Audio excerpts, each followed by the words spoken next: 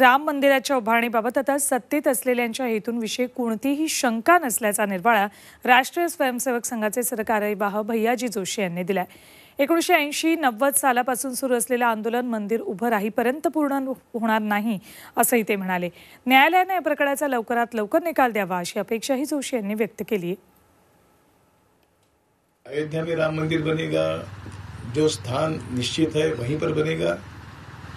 और जब ये राम जन्मभूमि आंदोलन शुरू हुआ तो उसका एक जो चित्र बनाया गया था उसी रूप में बनेगा। 80-90 के दशक में जो आंदोलन प्रारंभ हुआ वो अभी चल रहा है, पूरा नहीं हुआ है। जब तक मंदिर पूरा नहीं होगा तब तक ये आंदोलन तो चलता रहेगा। न्यायालय ने ये कहा कि ये विषय हमारे प्राथमिकता का नहीं है। ये बहुत पीड़ा देने वाला वक्तव्य रहा और मैं समझता हूँ कि हिंदू समाज के लिए बड़ा अपमानित करने वाला मुद्दा था।